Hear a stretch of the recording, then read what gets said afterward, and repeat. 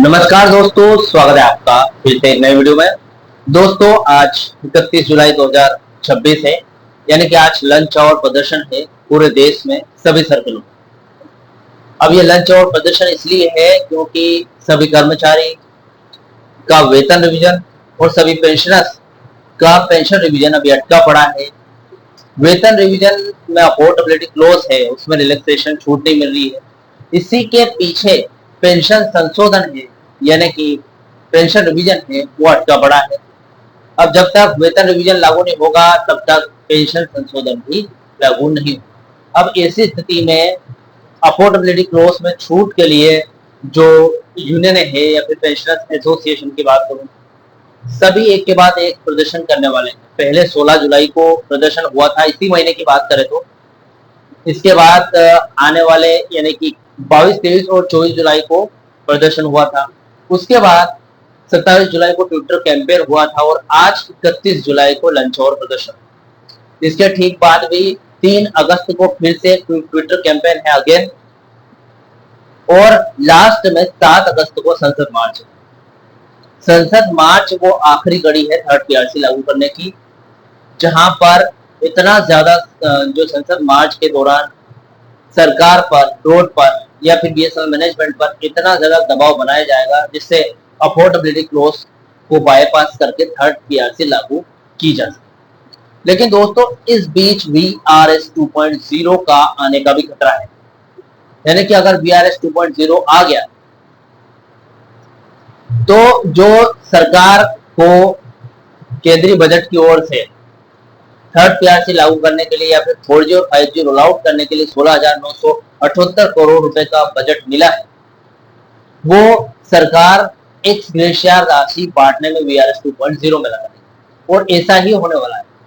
चलो दोस्तों, इनके मान के चलें कि वीआरएस 2.0 आ गया और आगे से डोट पर दबाव है कि वीआरएस 2.0 जल्दी से जल्दी यानी कि 31 अक्टूबर से पहले लाया जाए, तो वीआरएस 2.0 में फायदा क्या होने वाला, यानी कि क्या क्या आज इस वीडियो में वीआरएस 2.0 के 5 ऐसे बेनिफिट बताने वाला हूं आपको जो कि फायदे होने वाले हैं सभी कर्मचारियों को। अगर जो भी वीआरएस 2.0 लेते हैं तो उनको क्या क्या फायदे होने वाले हैं, आज इस वीडियो में डिटेल तरीके से जानकारी देने वाला हूं। तो सबसे पहले दोस्तों, अगर आप चैनल पर नए हो, पहली बार आए हो, बीएसएनएल से जुड़ी सभी प्रकार की खबरें रोज देखना चाहते हो तो मेरे चैनल को सब्सक्राइब कर लेना दोस्तों। साथ में बेल नोटिफिकेशन भी ऑन कर देना ताकि मेरा जब भी नया वीडियो कोई भी अपलोड हो सबसे पहले आपके पास जानकारी पहुंचे।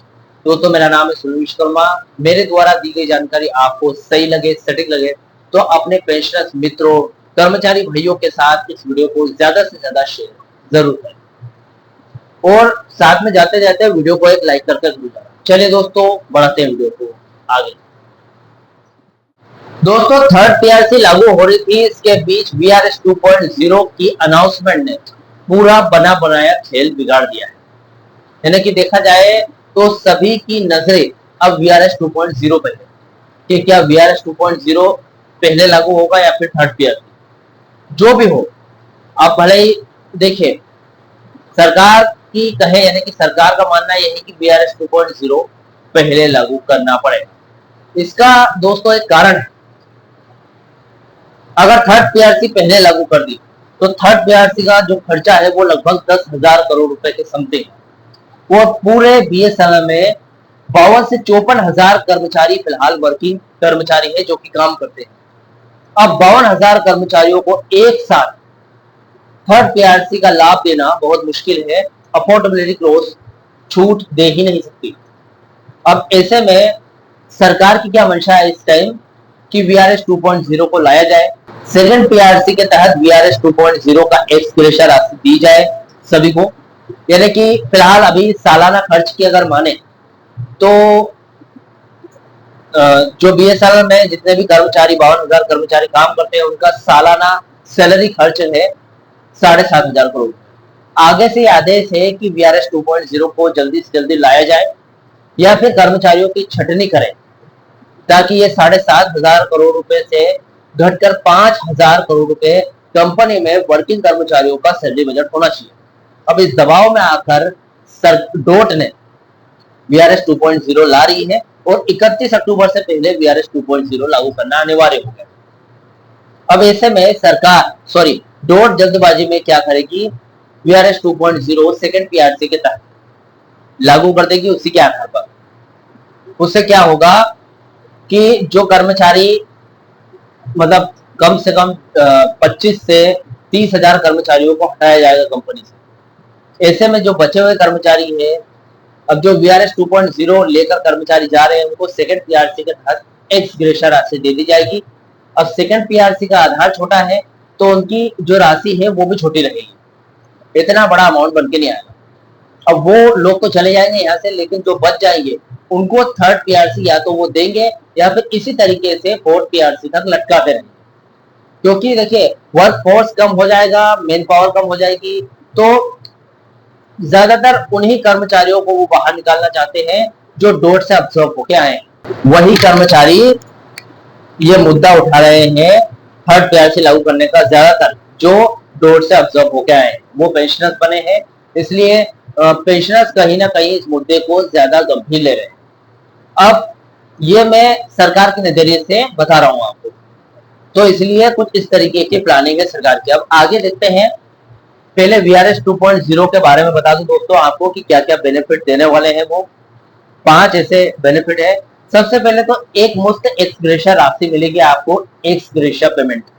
वीआरएस लेने वाले कर्मचारियों को उसकी बची हुई सेवा अवधि यानी कि रिमेनिंग सर्विस और सेवा किए गए कुल वर्षों यानी कि कंप्लीट ईयर ऑफ सर्विस के आधार पर एक भारी भरकम एक्स ग्रेशिया राशि दी जाती है। पिछले वीआरएस 2019 के फॉर्मूले के मुताबिक ये राशि हर पूरे किए गए सेवा वर्ष के लिए 35 दिन का वेतन और बची हुई सेवा के लिए 25 दिन का वेतन मिलाकर तय की जाती है। अब दोस्तों ये पहला लाभ होने वाला है। दूसरे बेनिफिट की बात करूं, छुट्टियों का नकदीकरण यानी कि अर्निंग लीव एंड हाफ पे लीव इनकेशमेंट, ये मिलेगा आपको।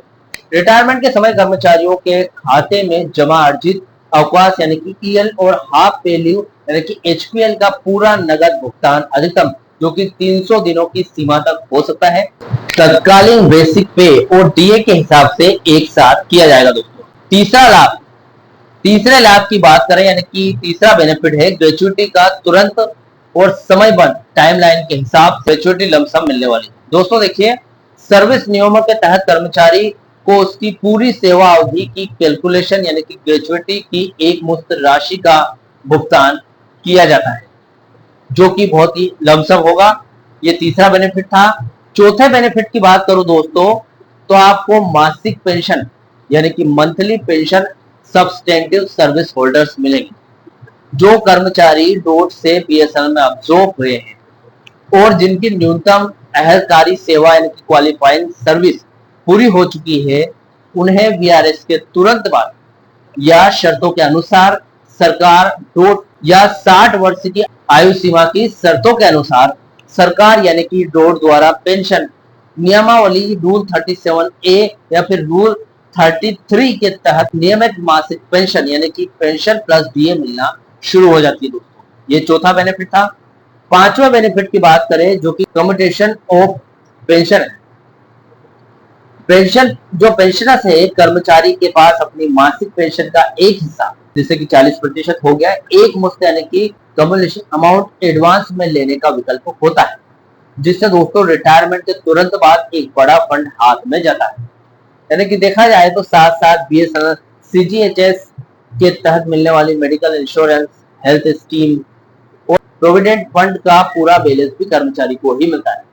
यानी कि दोस्तों देखा जाए तो ये 4 से 5 बेनिफिट्स इसके तहत मिले थे, वही आपको यहाँ पर वीआरएस 2.0 के तहत भी मिलने वाला है जो कि 31 अक्टूबर से पहले आपको मिलना जरूरी है।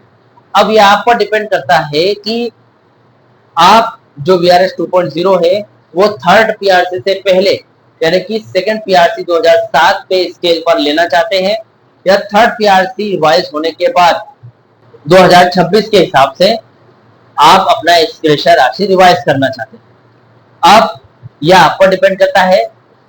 अधिकतर यूनियनों की माने दोस्तों तो यूनियनों का बस एक ही तर्क है कि भाई साहब वीआरएस 2.0 लेकर आओ, कोई दिक्कत नहीं, लेकिन पहले थर्ड पीआरसी लागू करो, अफोर्डेबिलिटी क्लॉज में छूट दो, ताकि अगर थर्ड पीआरसी लागू होगा तो सभी कर्मचारियों को एक्सग्रेशिया राशि है वो कम न मिलने के बजाय ज्यादा मिलेगी।